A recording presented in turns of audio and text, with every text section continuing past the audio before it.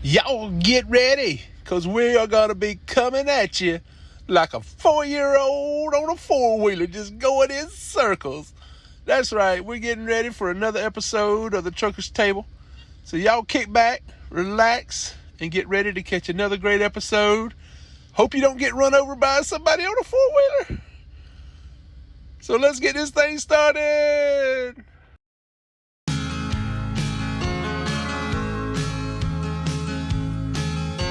Robbie's got a gold watch, don't seem like a whole lot. After 30 years of driving up and down the interstate, but Robbie's had a good life, and Robbie's got a good wife.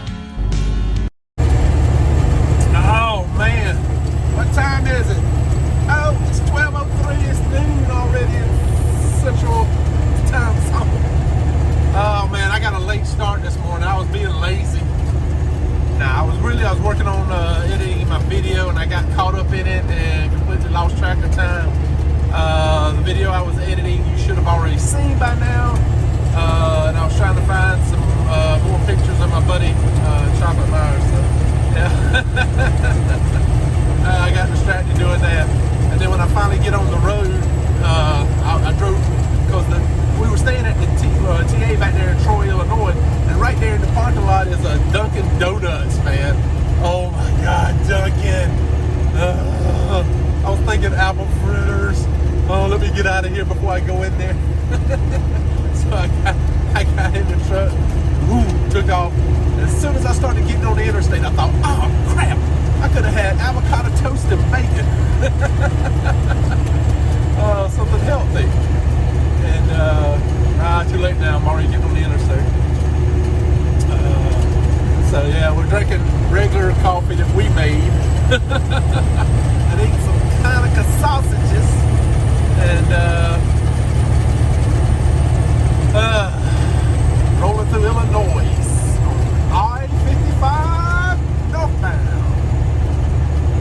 And yeah, we just left Troy, Illinois. And I was talking to my beautiful wife on the phone. She's on her way to the grocery store. And she stopped off at our favorite coffee joint that blows Dunkin' out of the water. Roosters Roasters Original in Havana, Florida. That's right, Havana, Florida. Roosters Roasters.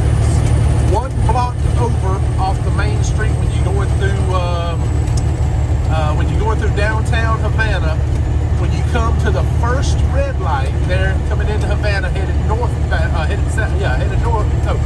south. When you're headed south through Havana, coming out of Bainbridge, Georgia, the first red light you come to, hang a right, then hang a left.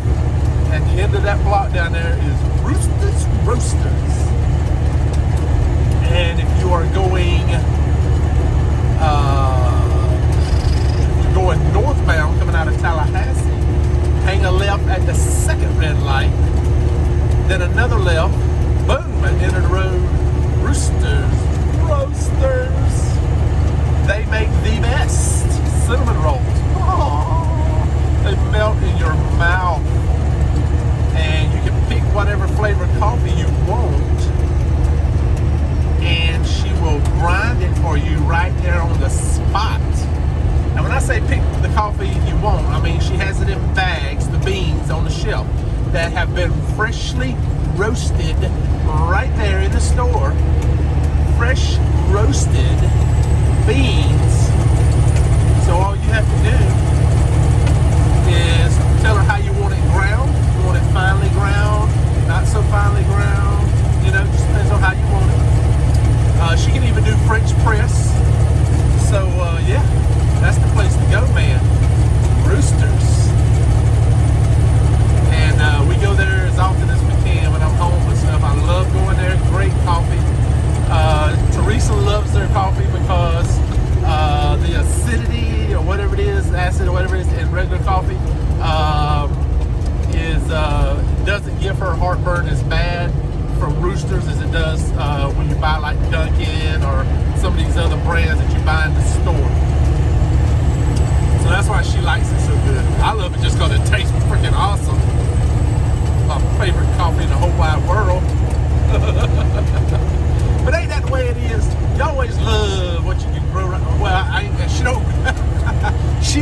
the beans.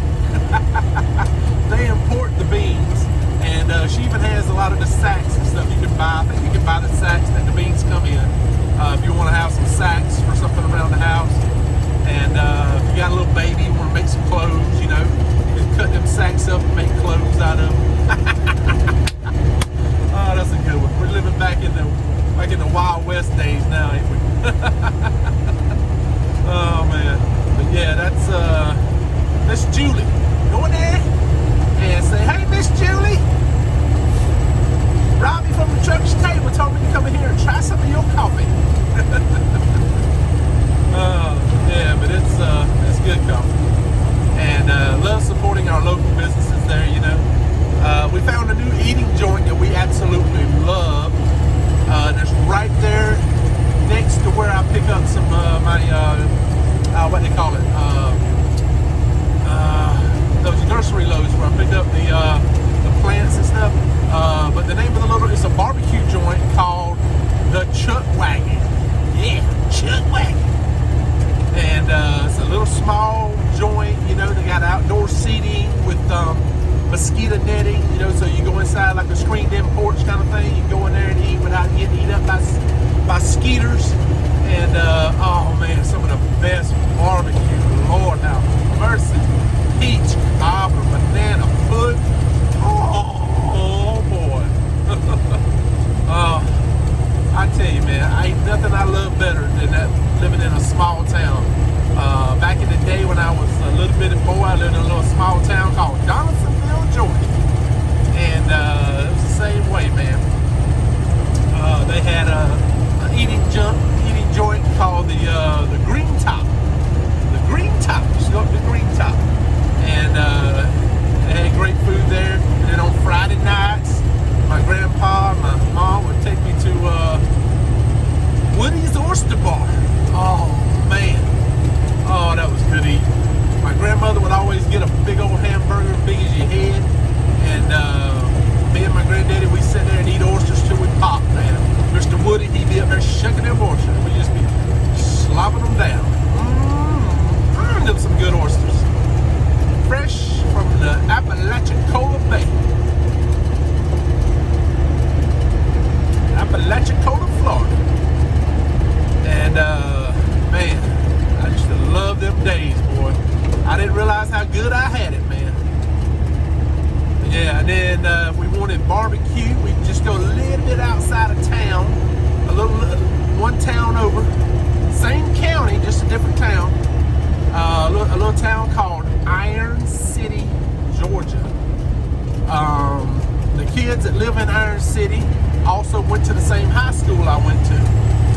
And they had Richardson's Barbecue in Iron City, Georgia. Oh my Lord. Holy smoke, people.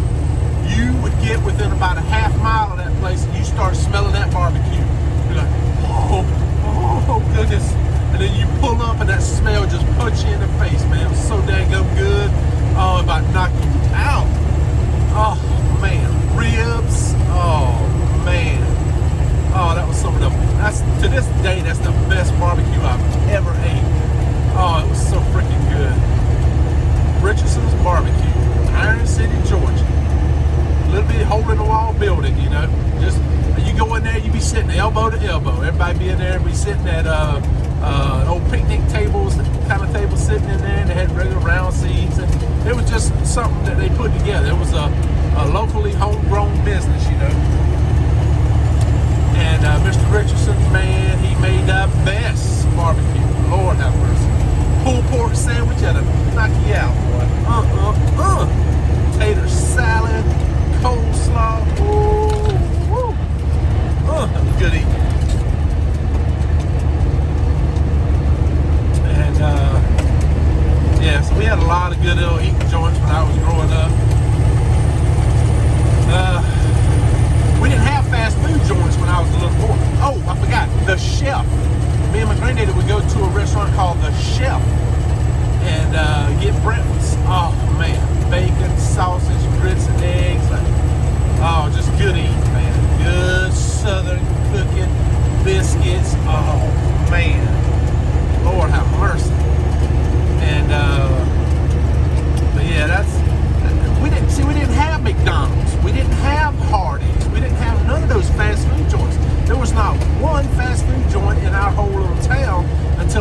teenager in high school, and we finally got a Hardee's. And I guess if you're going to get one, Hardee's is better than McDonald's. At least you get a good breakfast. And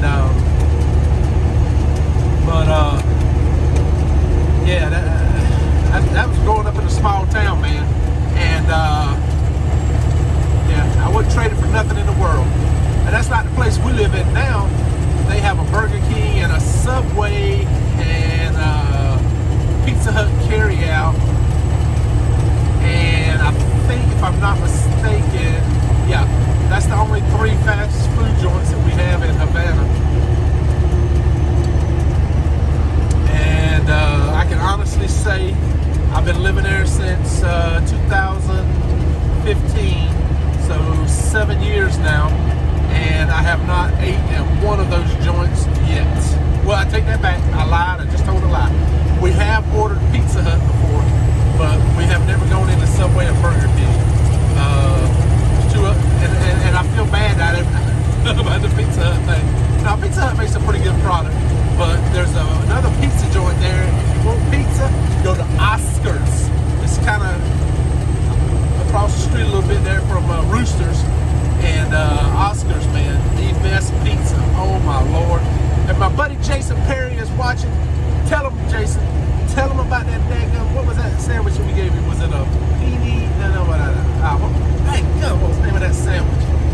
Ah, crap. I'm losing my mind. Anyway, Jason stopped there. Him and his wife, they were passing through Havana. And they had just enough time to hang out and talk a little bit. I picked them up lunch there at Oscars. Oh, man.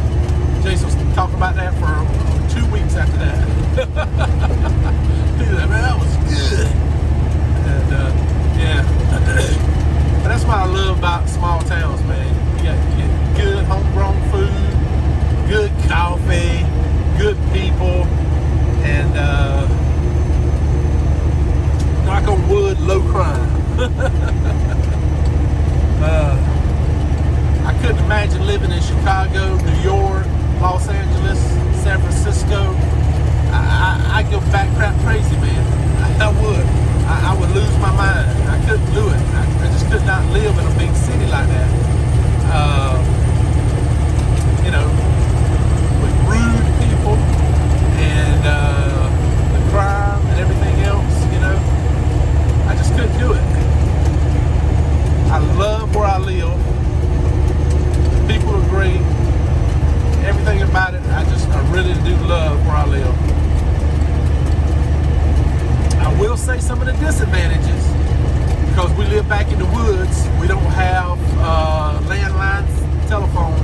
We don't have landline internet. We don't have landline cable TV. Everything we get comes through the air. Cell phone signal through the air.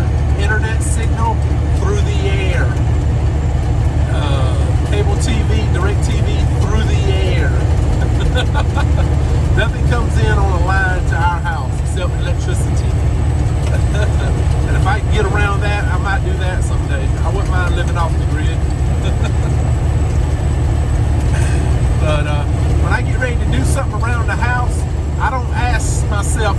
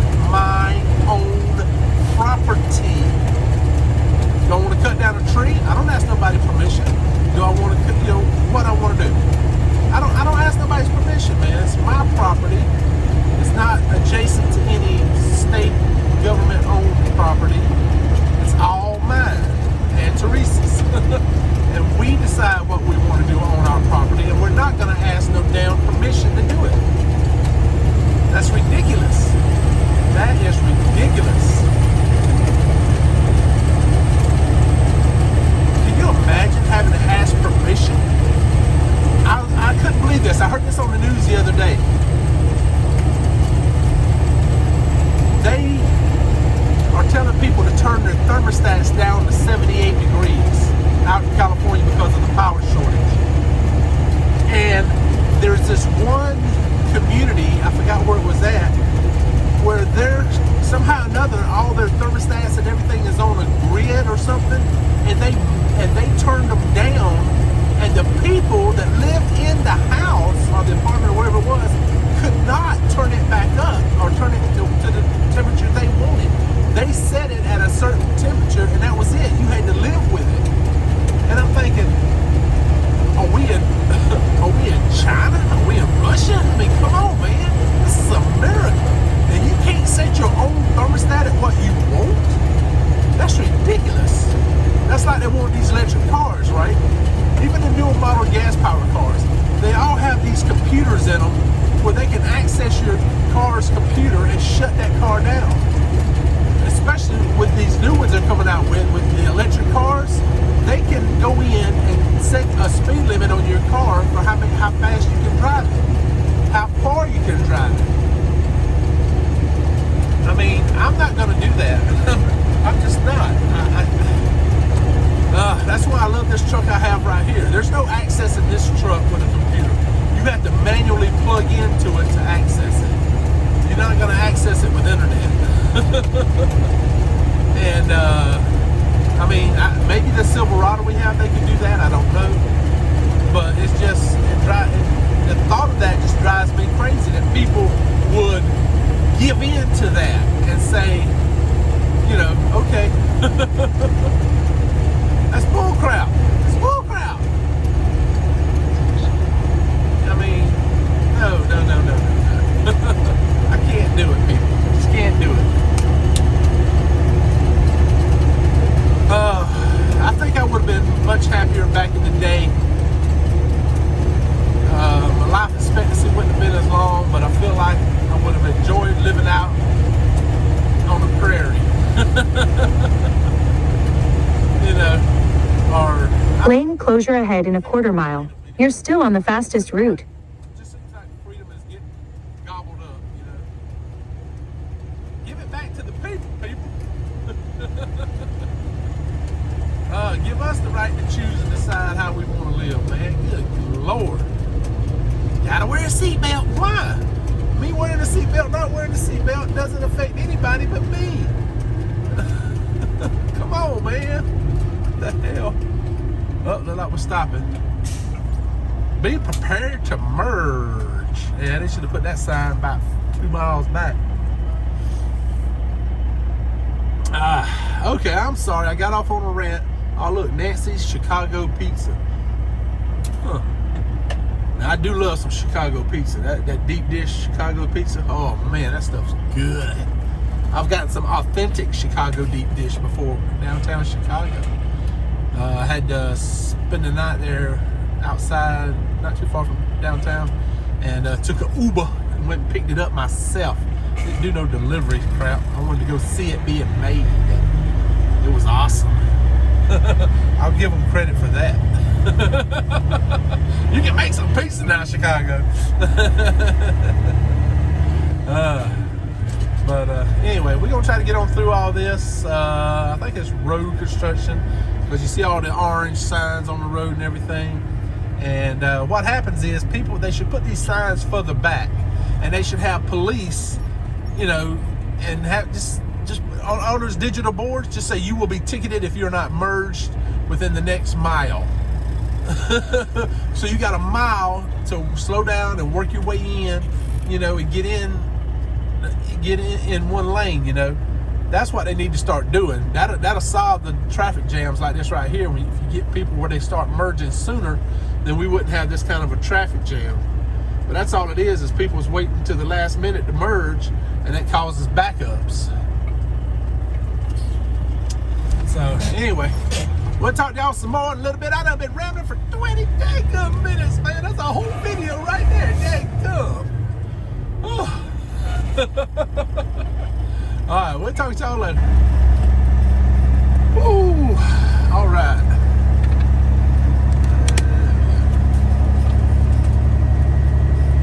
We're almost there. Yeah. Oh Oh, we're coming in next to a Menards. You know, Menards.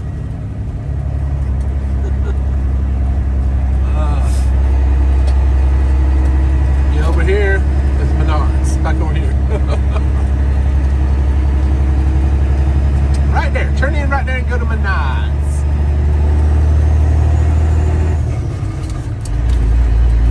But we're going a little bit further on down the road.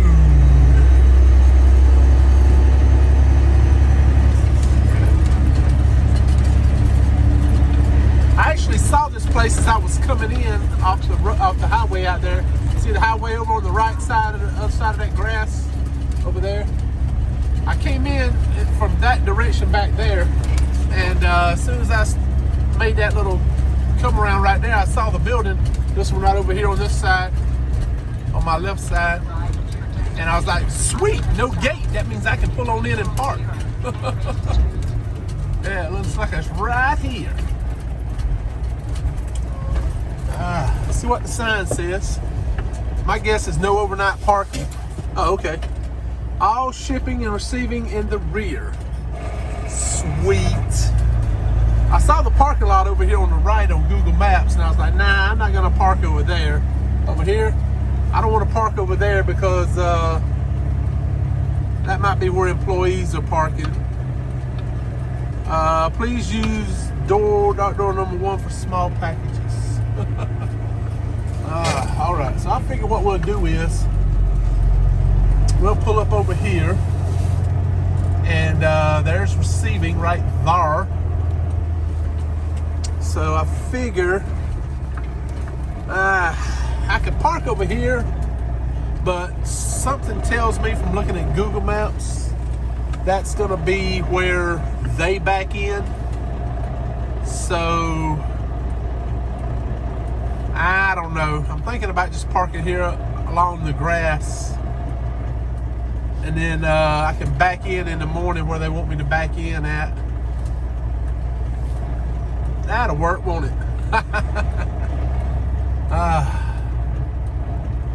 Main thing is I like that they have a lot of level looking concrete, because we were wanting to put our cab shocks, our sleeper shocks on. All right, we're here. Well, it's almost dark. We're gonna call it a day. Hopefully they'll be in the morning, get us unloaded, and we can get our butt on over to Galesburg, Illinois. We're gonna pick up a load there and head on over to Monroe, Ohio. So yeah, I'm looking forward to that, getting over there, get that load delivered, and then we're gonna run down the street a little ways, or up the street a little ways to Greenville, Ohio, and pick up a load there and start heading down towards Portland, Tennessee. Not to be confused with Portland, Oregon. Portland, Tennessee is nothing like Portland, Oregon. Portland, Tennessee is a nice little town. But yeah, so whew. I don't know if y'all understood a lot of that road footage, if you could hear real good or not. I need to get some kind of microphone, I guess, I could put on me, so when I'm driving down the road talking, you can hear me better. Because I know the truck does tend to get a little loud now and again. But yeah, I've been trying to crank out some videos, and this one here, going from Marshall to here, I had so much footage, there's no way I could do it in one video. It would be like over an hour. So I was like, nah, I just break it up into 2 videos. That'll work out better anyway. And we'll do that. But that one in Marshall, man, that was the bomb. That was awesome. Getting to catch up with a former Army guy that I was actually served side by side with. I'm pretty sure, I just don't, like I said, we look completely different now. Had a little bit of mucus, been coughing up, so you wouldn't think to be getting sick during the summer, but for some reason I do. But oh man, we got so many loads. We got more loads booked, man. After we go to Tennessee, we're going down to Alabama. Pick up a load down in Alabama. Greenbow, Alabama! And head over to Fayetteville, North Carolina. So we'll be over there Friday. And then we'll talk about what we're going to be doing after that. Maybe in the next video. We'll see. We'll see how it goes. I'm just watching this cat over here next to me. It's crazy. But anyway.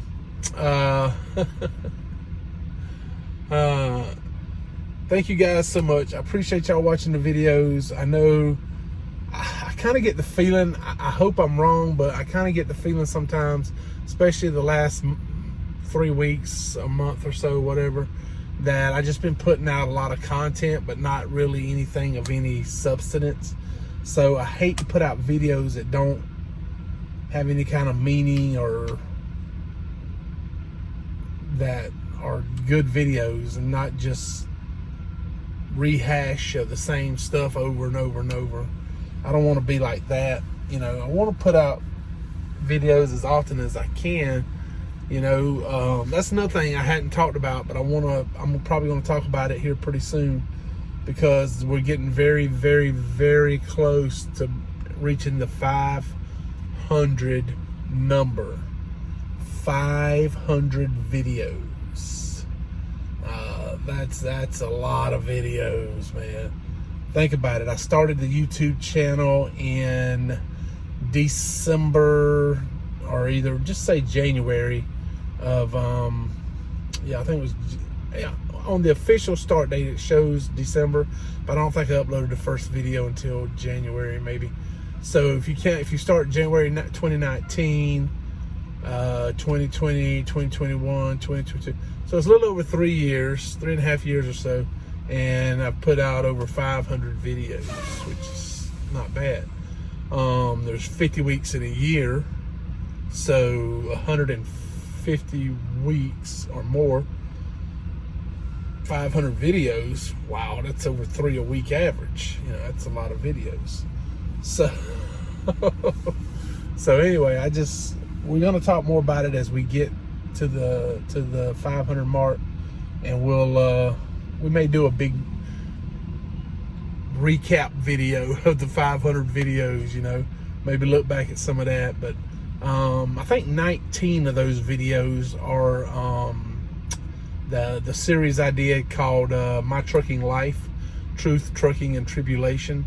And basically it just outlines what happened from the time I had my first truck driving job at age 16 until now at age 52.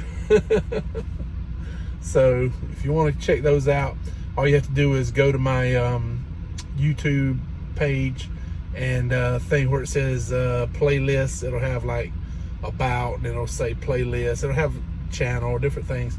But if you click on playlist, that one should come up, and you can binge watch all 19 videos if you want to. There were some really good videos. My most favorite one was video number 5. I did that one with my uncle. That was pretty cool. But yeah. All right, I've been rambling on way too long. Let you guys go. But thank you guys so much. Like I said, I wouldn't be doing what I'm doing if it wasn't for you guys watching, liking, commenting, subscribing, and everything. You know, because the whole thing it just got started as something to do as a hobby, and at the same time something where my family could keep up with me and watch me without me having to, you know, send them video of me being alive. This way they can just watch my YouTube videos and see I'm still kicking. But thank you guys so much. It really means a lot that you took the time to watch. So if you hadn't already done it, jump down, click the old like button, hit the subscribe button. Don't forget to ring the little bell so you'll be notified every time we upload a video. So y'all stay safe, keep moving forward, don't give up on your dreams. You can make it happen, baby. I'm telling you, you can make it happen. You just gotta want it. Main thing is always keep moving forward, and don't ever stop, and always keep punching.